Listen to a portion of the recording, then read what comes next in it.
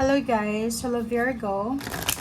Welcome dito sa akin channel Virgo. Alamin natin kung anong messages, vibration, gabay, energy para sa lahat. So general reading, so pwede kang makaresonate. Gamitin mo yung intuition sa panonood Virgo. Okay, so ito ay general weekly tarot.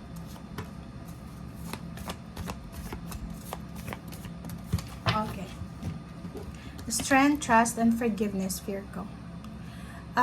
Nakikita ko sa'yo dito, Virgo, na marami kang regrets. It's, personal regrets to. Nakikita ko sa'yo dito na marami kang pinangihinayangan, maraming regrets, worries, anxiety, yung parang ganun. Kailangan mong intindihin yung sarili mo, kailangan patawarin yung sarili mo, and at the same time, kailangan mong magpatawad sa ibang tao, kahit walang humihinging tawad sa'yo. Forgive, forget, let go, let God, let it flow. Parang ganun. Strength card, nakikita ko sa'yo dito na may ibang Virgo na physically, sobrang strong nila. Like yung physical body nila, wala silang sakit, wala silang dinadamdam. But emotionally, sobrang hina ng pakiramdam nila. So dito sinasabi sa'yo na trust the process, trust the universe, trust yourself, trust your own strength, diba? Na lahat ng mga itong pinagdadaanan mo ay ma-overcome mo, or kaano man yan na kailangan ng strength sa'yo ay makukuha mo siya. So, kasi parang nakikita natin dito, Virgo, na may iba sa inyo dyan na nangangailangan kayo ng confidence. Parang nawawalan ka ng confidence, nawawalan ka ng tiwala sa sarili mo, or parang nawawalan ka ng purpose, parang direksyon. So, dito sinasabi na forgive your past decision and forgive people, or pwedeng mga person na yan na nasa past mo na, or yung tapos na, para makamove on ka na sa next level ng buhay mo.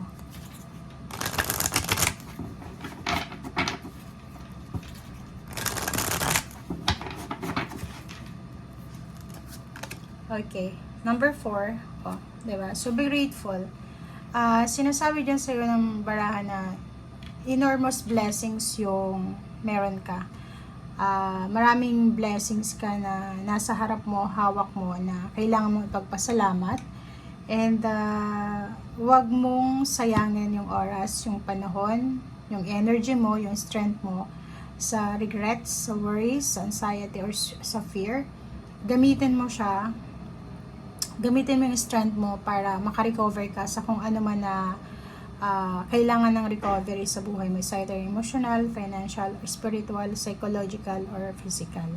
So, dito, great gratitude, balance. Sinasabi, the more na grateful ka, the more na ibe-bless ka. The more na nagpapasalamat tayo, the more na maraming blessings yung darating sa atin. Pansin nyo yun, pag hindi tayo grateful sa blessings natin, reklamo tayo ng reklamo kasi walang-wala diba? Pero once na na-bless tayo, tapos small blessings lang, still a blessing. So, kailangan natin maging grateful and thankful.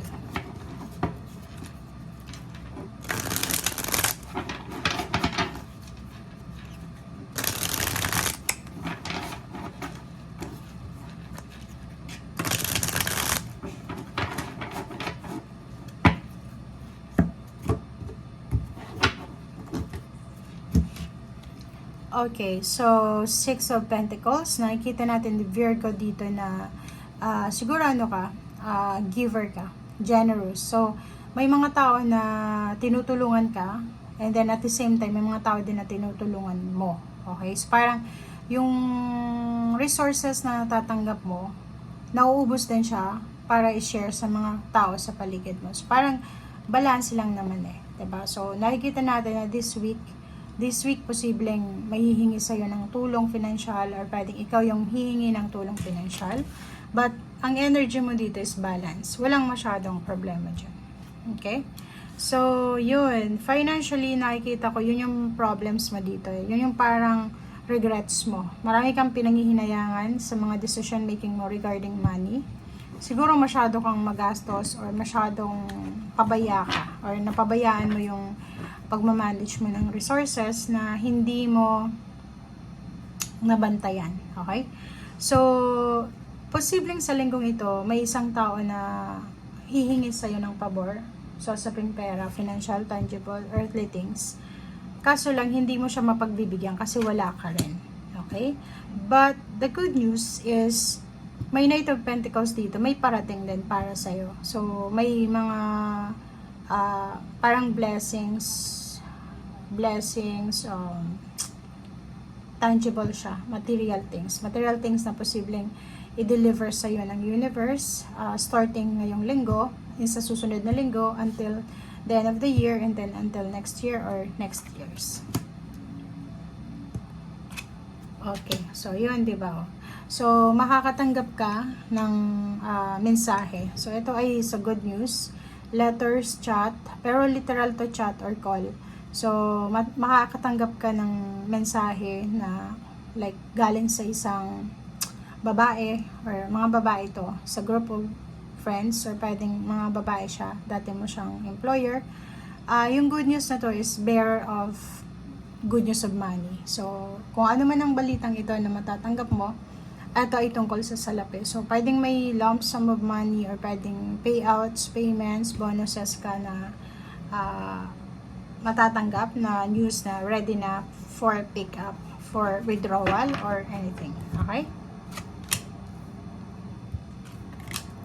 Alright, so this week, sinasabi din sa'yo na iwasan mo yung sobrang pag-overthink, yung spending so much time para mag-isip, yung parang hindi ka na natutulog sa sobrang pag-iisip.